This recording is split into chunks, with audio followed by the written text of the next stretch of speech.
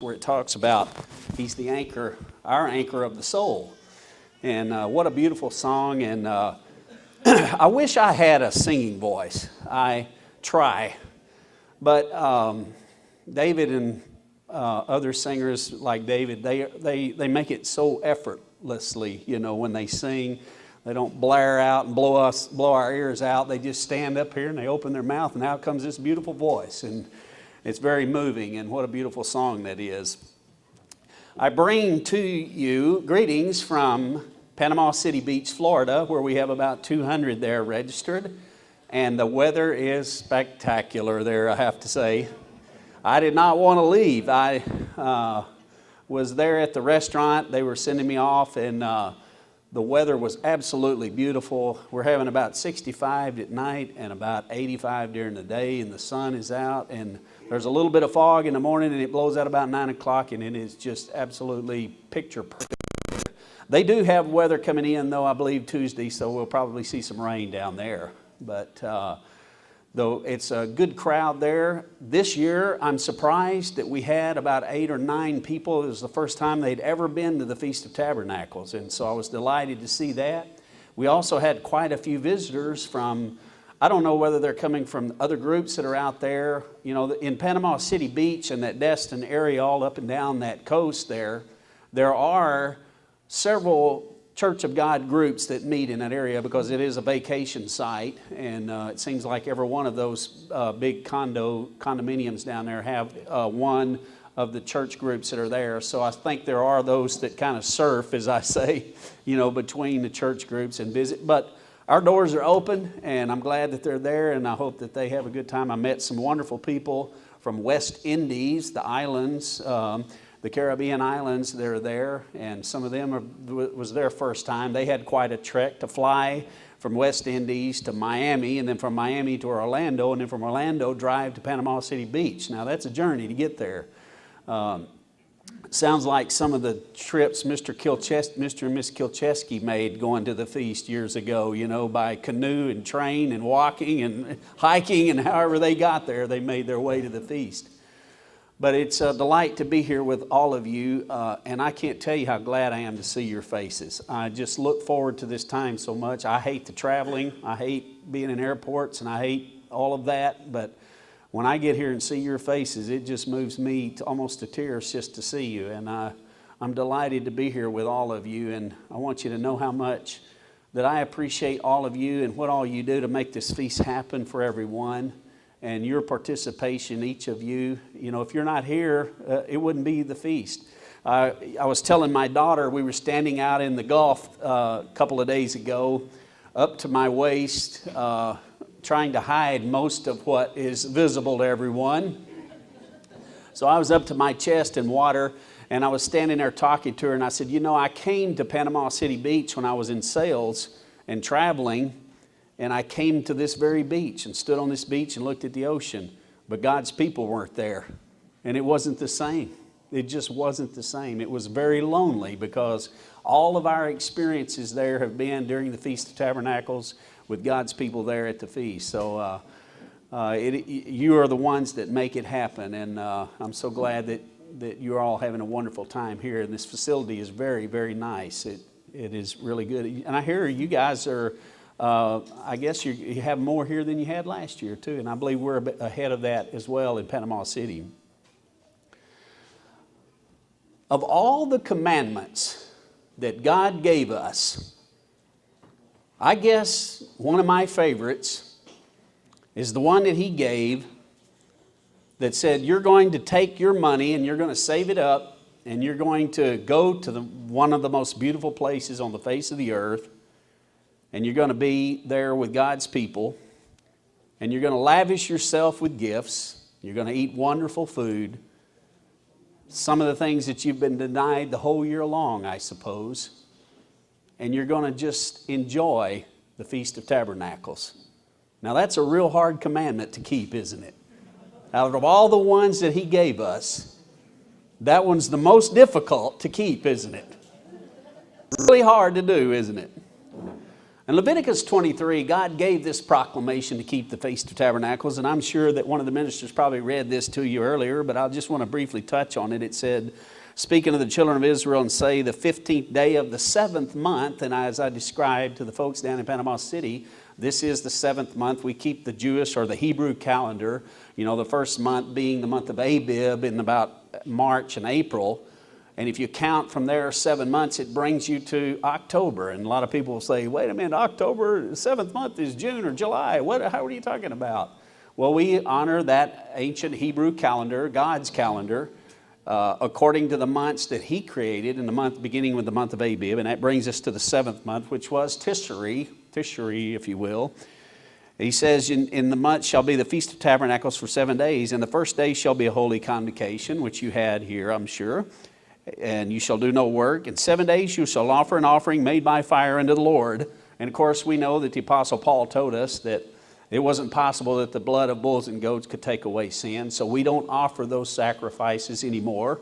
Else I would have to hire about 120 of you men out here to help me get up here and erect an altar right here, and we'd slaughter all these bullocks and goats and sheep. Can you imagine what a job that would be?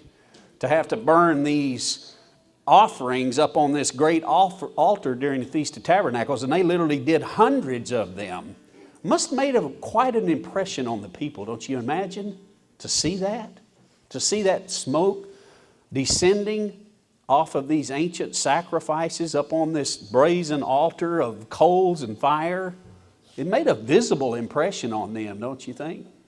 But we don't offer offerings anymore because we know that Christ was our offering, our unblemished lamb. Down in verse 39, it says, also in the 15th day of the 7th month, when you have gathered in the fruit of the land. So it was a fall harvest. And a lot of people wonder, around this time of the year, we have these fall harvests. We drive down from Texas all the way down to Panama City Beach, Florida. We go through Alabama and Mississippi, and there's all these little fruit stands with their pumpkins and hay bales, and it just reminds me of the time of the year, that it is the fall of the year, our harvest festival. He says, you'll keep the feast, and on the first day shall be a Sabbath, and on the 8th day a Sabbath, and you shall take on the first day the boughs of goodly trees, branches of palm trees, and boughs of thick trees, and willows of the brook, and you shall rejoice before the Lord your God 7 days. As I said, one of the most difficult commandments that God ever gave any human being. I was driving through the Walmart parking lot, as you do when you come to the feast. You have to unpack, and then you got to go to Walmart. That's the feast procedure, isn't it? Get all your groceries and get things ready before the Sabbath starts. And out in the corner of the parking lot was this young little Armstrong, Michael Armstrong. And down there in Panama City along the beach are these palm trees and these plants that even grow out of the ground, big, huge palms that are this big around. And the stems on them are this big. He actually had to go into Walmart and buy a hatchet. And he asked the people at Walmart if he could chop down 2 of these big old palms. It just so happened when he came out, I think it was a miracle. He walked out, and the director there, or the manager of Walmart, was standing there talking to the groundskeeper and said, it's going to be nice when we get all this cleared out. And just so happened he wanted to get a couple of those palm trees, so he asked them, and they said yes. So he went over and cut 2 of these big old palms. And he went and got a bucket of sand from the beach, and he stuck these 2 palms in there. And I mean, they are 10 or 12 feet tall. They're huge. And we have them sitting in the corner of the room where we meet there for the feast. So it's a reminder of this scripture, how they took these branches and they made these little temporary shacks and shanties, and they took those palms and laid them up on top. And they actually moved into that for 8 days. My wife doesn't want to camp anymore. We camped out. We used to have the compound, as we called it, because I had about 4 or 5 tents, and my brother and my sister, and my wife's family sometime would come with us. We'd go to the feast. We'd set up about 4 or 5 of these tents. We had a tent where we ate, a tent where we slept, and a tent where we got out of the rain. And we miss a little bit of that, I suppose, when we stay in a nice condo on the 11th floor looking over the Gulf of Mexico. The rudimentary part of that, I suppose, we miss somewhat. And even here in these wonderful log cabins, it's so nice to have air conditioning, believe me. I love air conditioning, but they didn't do that. They were instructed to build these temporary shacks out of these palm trees. And he says down in verse 41, and you shall keep the feast in the Lord 7 days, and it shall be a statute forever in your generation. And verse 42, you shall dwell in booths, and of course my margin says tents. You could say shack, shanty, temporary dwelling, but booths or tabernacles, and that's where the term came from. 7 days, all that are Israelite born shall dwell in booths. That word sukkah is the word there that was translated booths or temporary tabernacles. And the Israelites, when they came out of the land of Egypt, one of the first cities that they stopped and named was called Sukkah. It was the place of tents. That was the name of the place they were. And it says, in verse 43, it tells us why. That your generations may know that I made the children of Israel to dwell in booths when I brought them out of the land of Egypt. I am the Lord your God. God wanted a continual reminder of what? What did he want to remind them of? Well, he wanted them to remember that they had dwelled in these tents out there in the wilderness. And what happened in the wilderness? Well, God had provided everything for them. Their sustenance, they rained down manna from heaven every day except on the Sabbath day. They went out there and gathered their food. He brought water out of a rock. He led them by the cloud by day and the fire by night, and even the very sandals on their feet didn't wear out for 40 years. You ladies would love a pair of shoes like that, wouldn't you? Talk about some good leather. Well, it was under God's protection. They were under God's protection that whole 40 years. And that was what he was trying to impress upon them. That they didn't have to worry about food or water or protection from enemies or the weather. God was their protector. God actually commands us to be here for the feast. Over in Deuteronomy, the 14th chapter, and I'm sure you probably read this as well, but I'll just review it. We can read these scriptures more than once, can't we?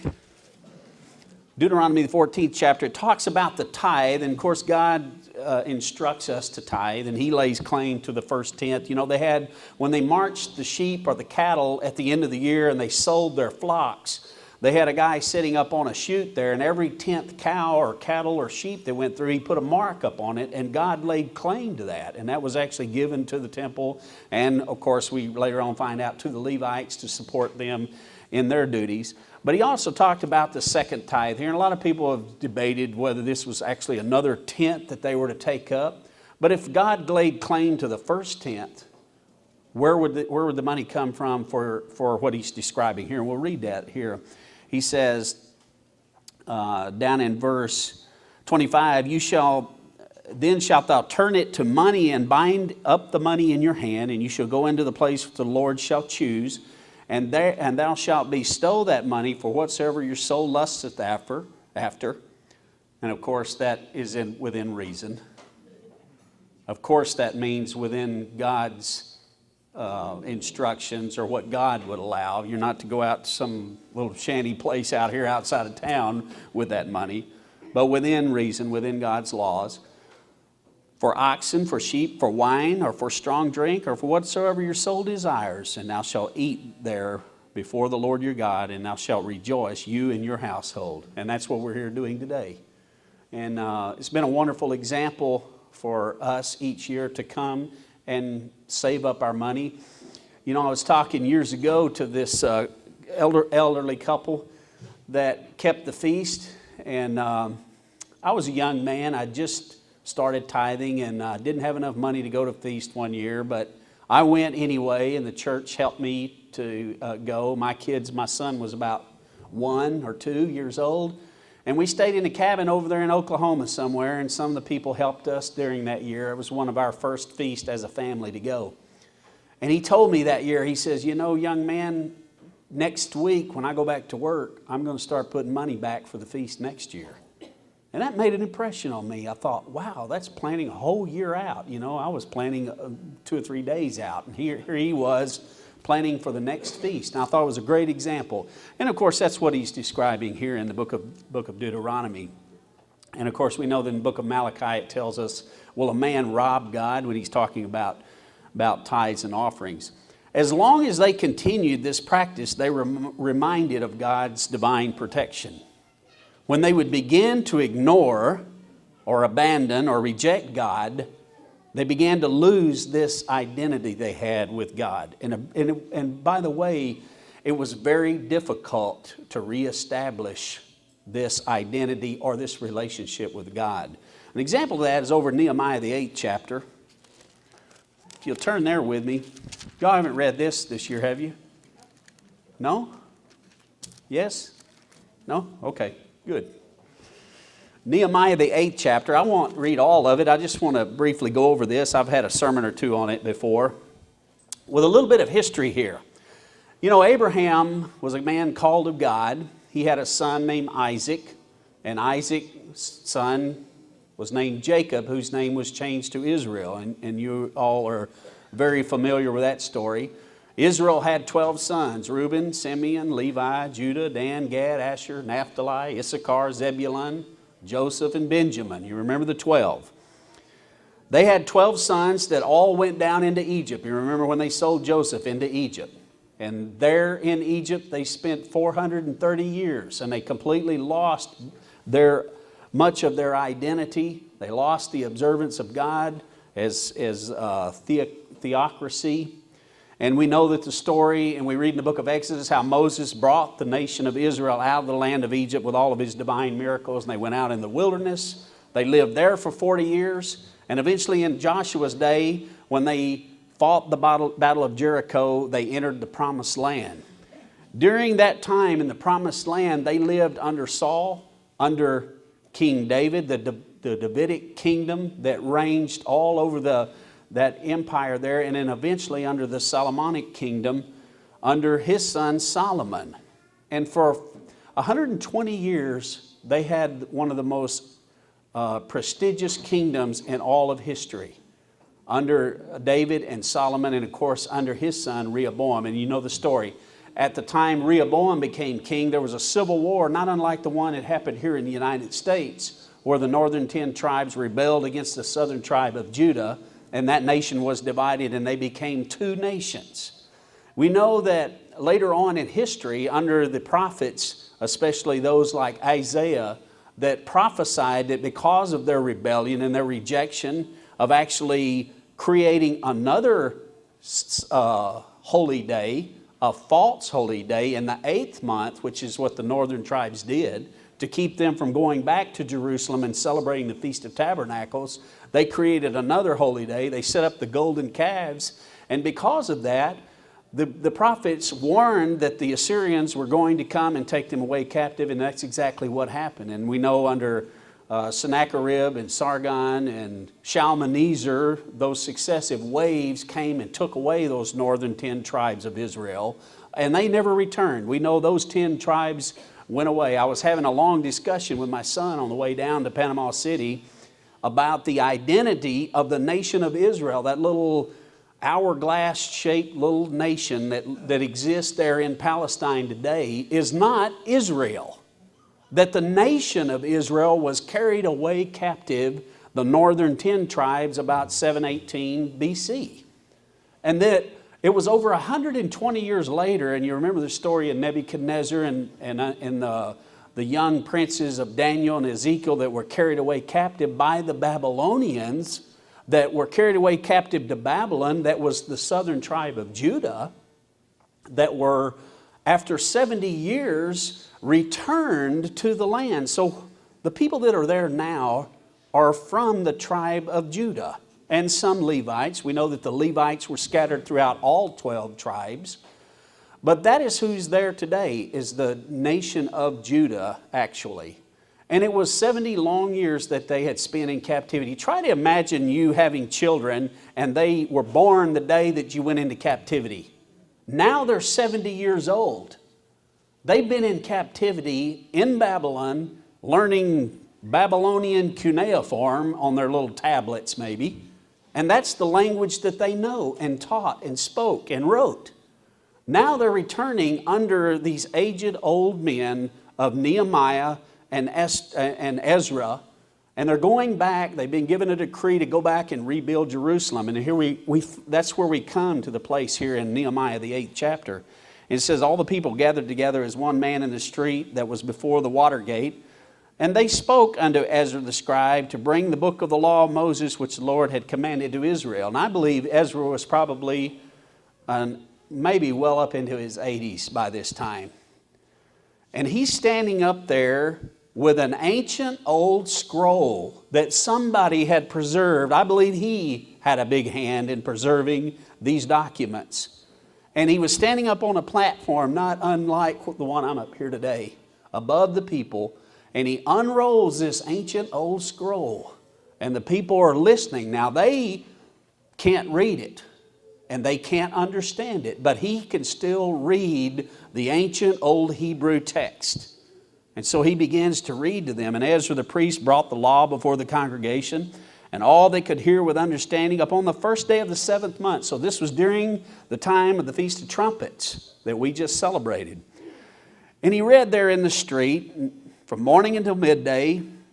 And now those that could understand, and the ears of all the people, and attentive to the book of the law. And Ezra the scribe stood up on a pulpit of wood, as I said.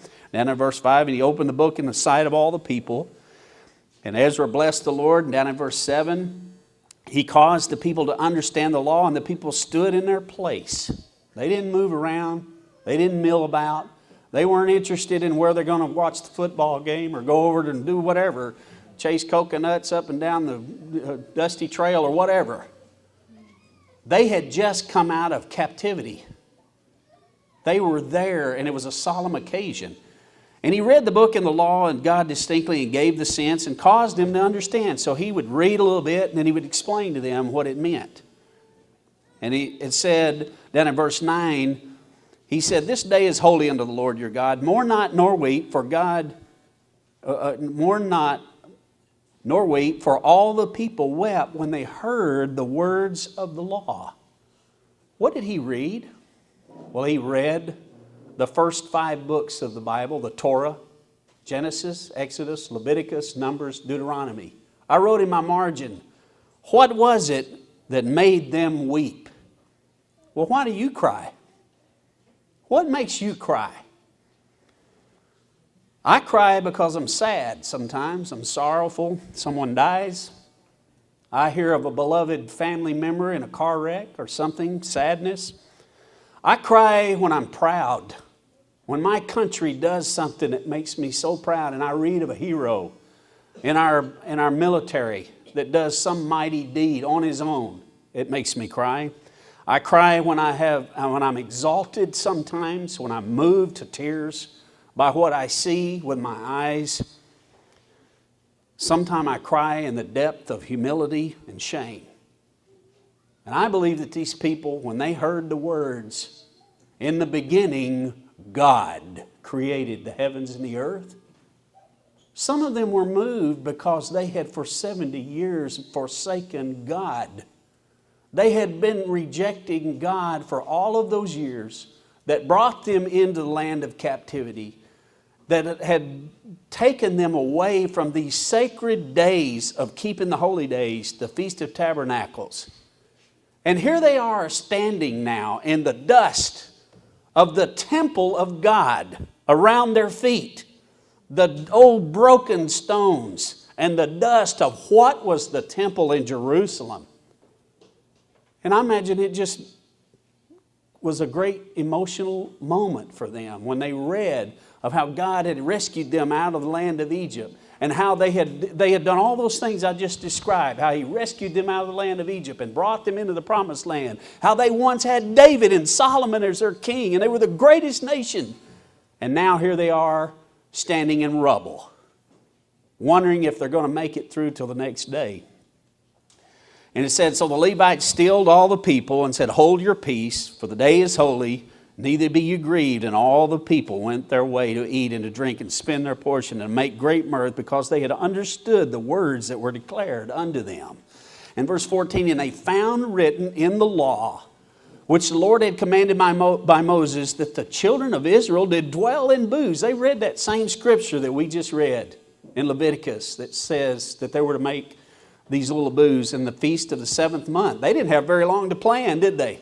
Remember, this was the Feast of Trumpets. A couple of days had gone by and they got to this place in the book of Leviticus. So they only had about 10 days to get ready for the Feast of Tabernacles. But it says, so the people went forth and brought them and made themselves booths, every one up on the roof of his house and in the courts of the house of God, in the street of the water gate, in the streets of the gate of Ephraim. And all the congregation of them that were gone again out of captivity made booths and sat under the booths, or tabernacles, or tents. For since the days of Joshua the son of Nun of that day had not the children of Israel done so, and there was very great gladness. And I bet it was. Can you imagine the people and the joy that they had, and of returning to God and doing exactly what He had commanded him? Like I said, one of the best commandments God ever gave. And they returned unto Him. They were able to recapture the fire, to reinvent the fervor that they once had, and to repent. They actually repented here. And they recognized God's hand in their lives, in the lives of their family, the protector that He had provided. And every year they moved into these temporary tents and celebrated this day. Later on, the Apostle Paul would use that phrase of a tent. The Apostle Paul was a tent maker, remember? And he used this term tent to give us even a deeper understanding about what this day means. I'd like to turn to 2 Corinthians 4th chapter. 2 Corinthians 4 and verse 6.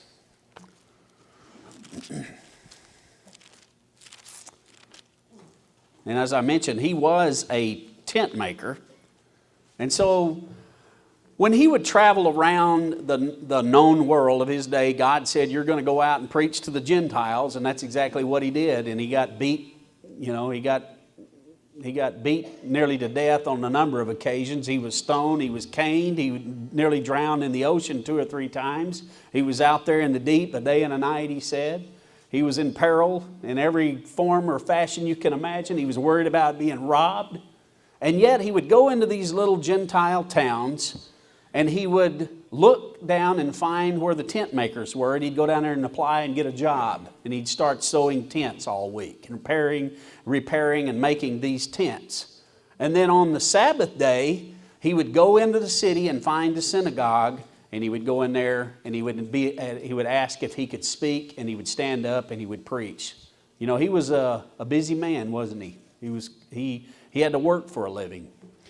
And we find here that down in 2 Corinthians, the 4th chapter, verse 6, he says, for God, who commanded the light to shine out of darkness, has shined in our hearts to give the light of the knowledge of the glory of God in the face of Jesus Christ. I have this little clay pot that I dug up on a pipeline job about 20 years ago.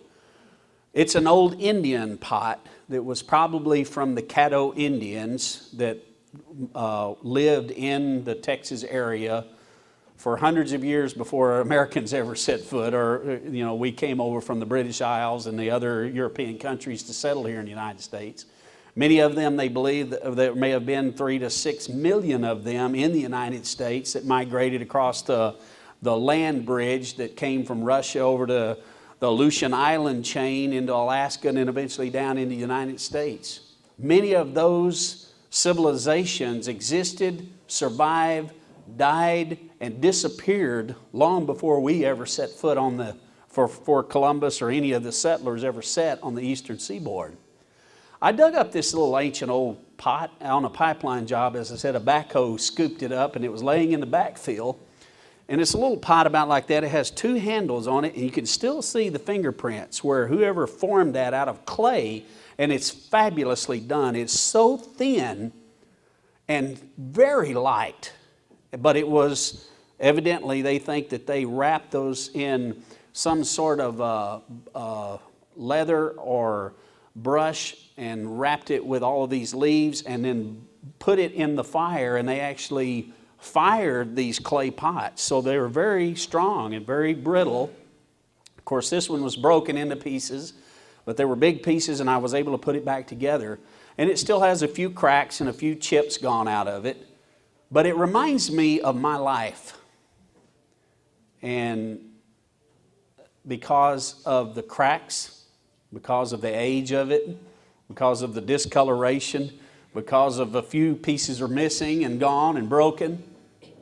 But my life, even though it's broken and brittle and chipped and banged up a little bit, inside that vessel dwells God's Holy Spirit. And that's what Paul was talking about here. He says that this beautiful light shines in our life. And he says down in verse 7, but we have this treasure in earthen vessels, just like that old clay pot. We have this old body. You know, I talk to my dad, he's 88 years old. I say, Dad, how old do you feel? He says, I feel like I'm 35. But I look in the mirror, and there's this 88-year-old man there. We are in these vessels that are going to eventually wear out. They do wear out, don't they? That the excellency of the power may be of God and not of us. We are troubled on every side. Talk to people every year at the feast. The difficulty they had of getting to the feast. We had one gentleman down there, he got there and he pulled up in the parking lot. His battery went dead and his alternator drained the battery. It cost about $700 to get his truck fixed on the first day of the feast. I said, well, at least you're here. We'll pray for you. You know, maybe we could take up a donation or something to help. Another guy's starter went out. You know, we were out there in the parking lot. A couple of guys went and got a starter and put on his old truck, you know. The difficulty people having just getting to the feast. We're troubled on every side, yet not distressed. We're perplexed, but not in despair. We're persecuted, but not forsaken. We were talking before services here about your job and how people out there in the world don't understand about the Sabbath day. They're 24/7, 365. They don't understand this break of taking the seventh day off. And now, Mr. Roberts, you can't take a phone call between Friday night and Saturday night, sundown. That's Greek to them. And by the way, in the fall of the year, I got to take about 14 days off. What?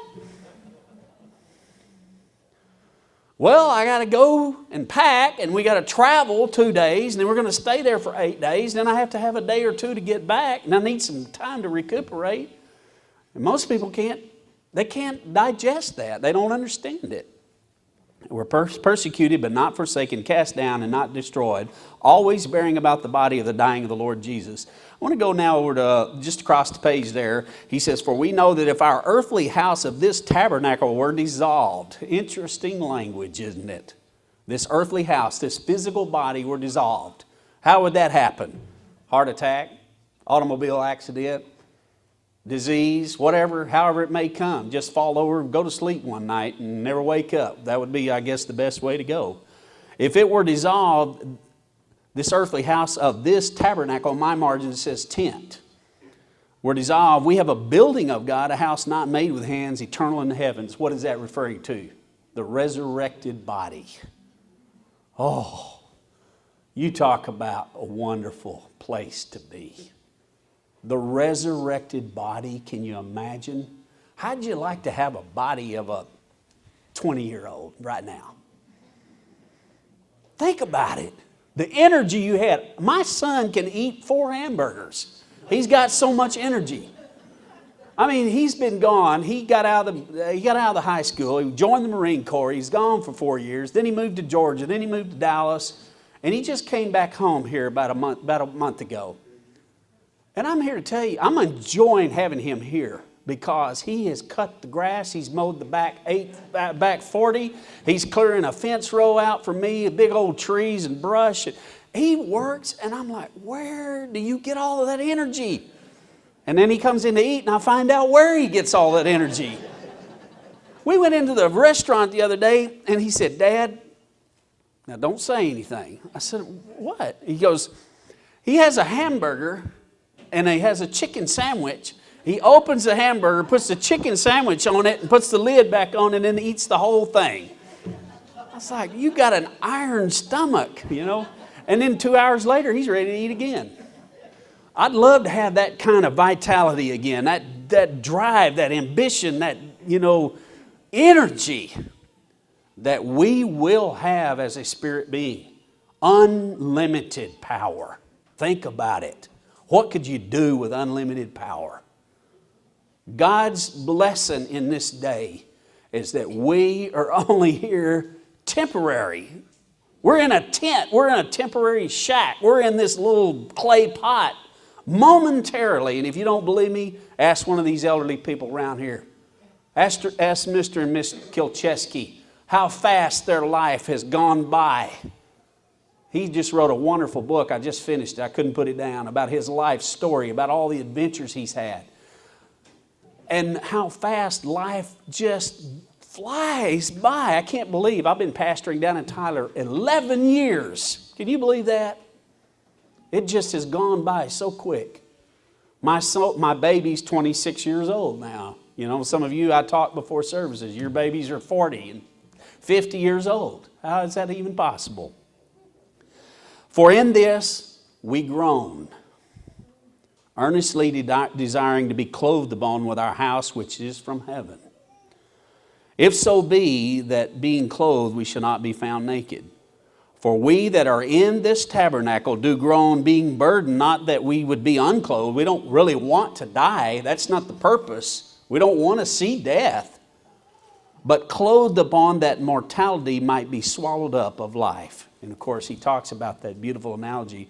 Later on, the Apostle Peter, over in 2 Peter, the first chapter, 2 Peter 1, he uses this same analogy.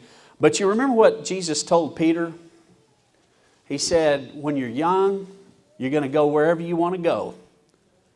But when you become an old man, someone else is going to lead you.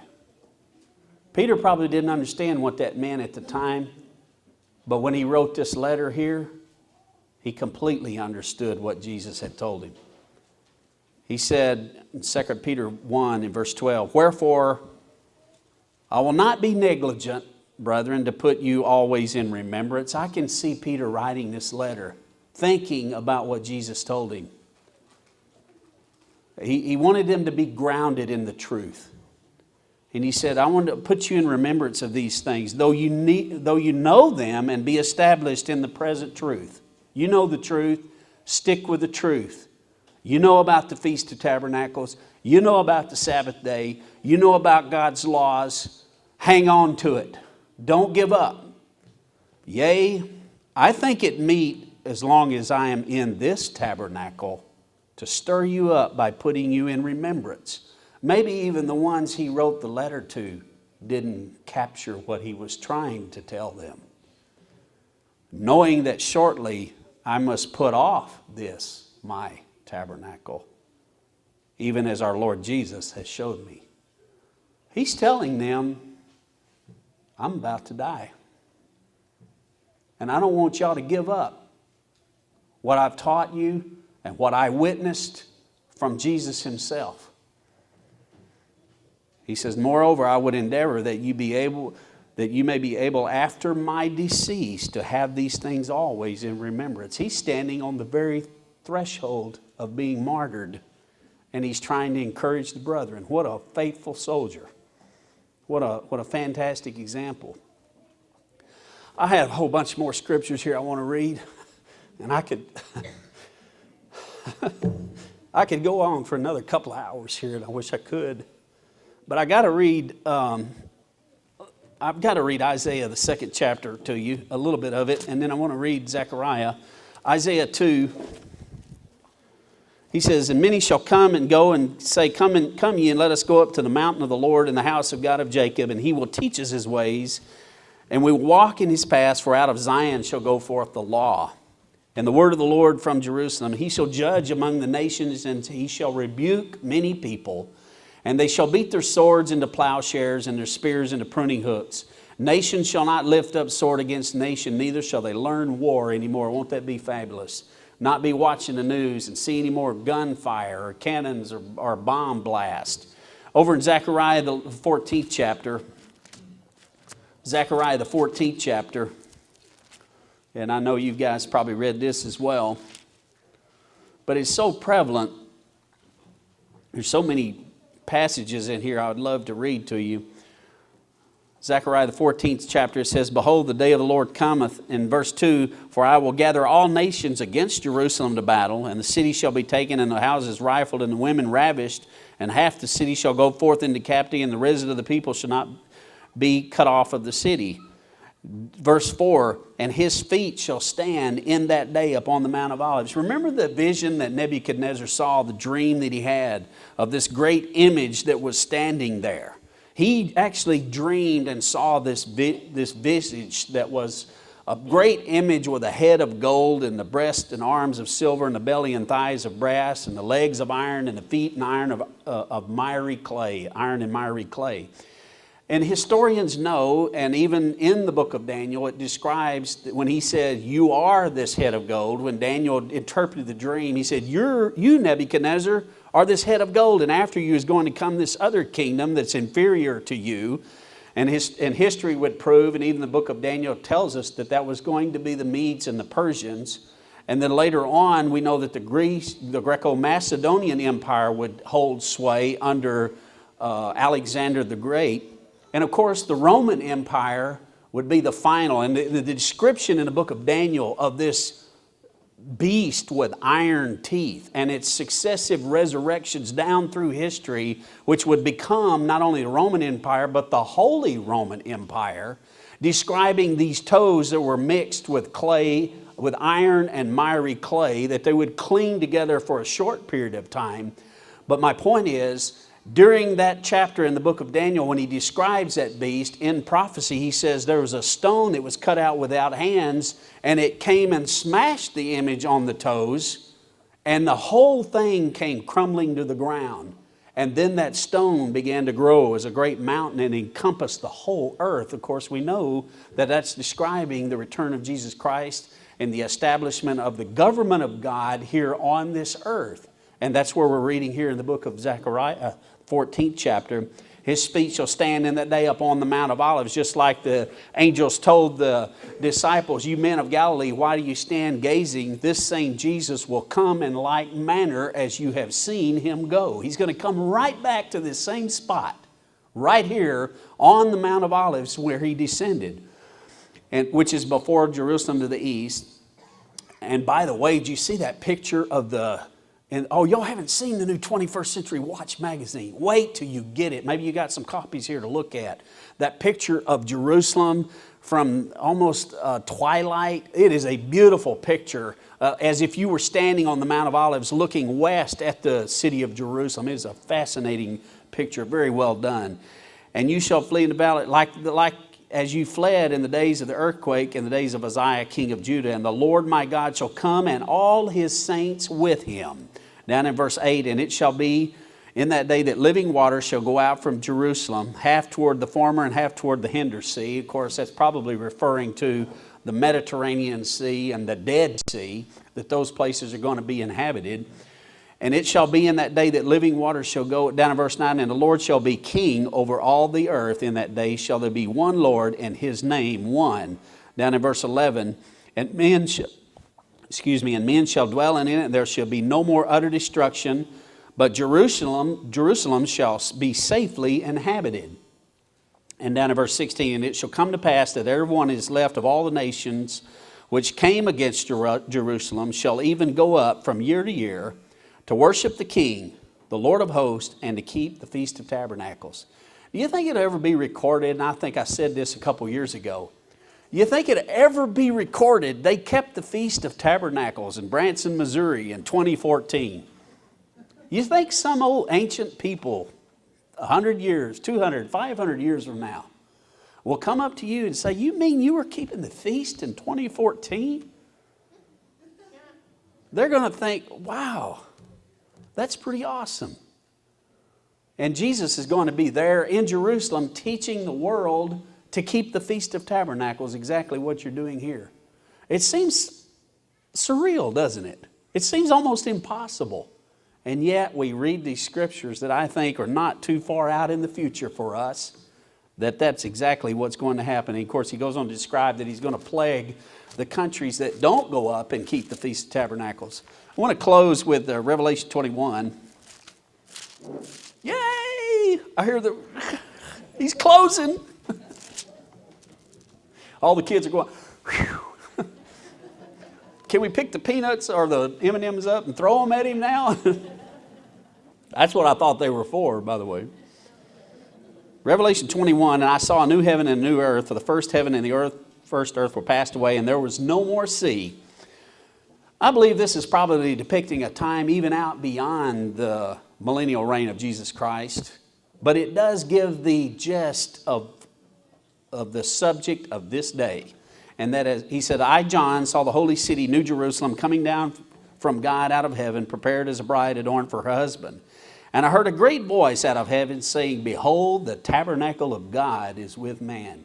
You know, not only when that veil was rent in the temple of God, which was symbolic when Jesus was crucified, when that veil was ripped open, did the men were able to look directly into the throne room of God, symbolically on the earth.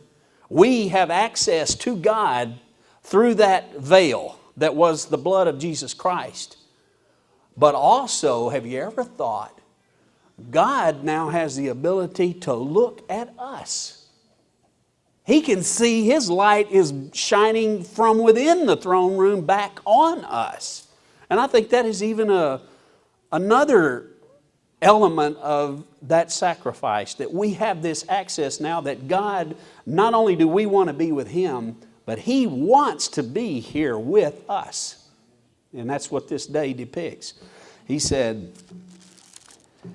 and He will dwell with them, and they shall be His people, and God Himself shall be with them and be their God. And God shall wipe away all tears from their eyes, and there shall be no more death, nor sorrow, nor crying, neither shall there be any more pain, for the former things are passed away.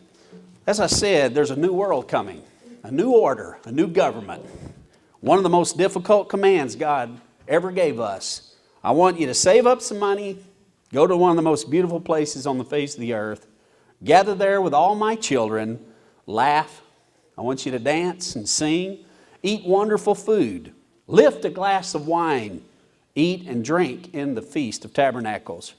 Remember, I love you and I provide for you, but I also want you to know that you are only here temporarily. You're just a temporary tabernacle, a temporary vessel.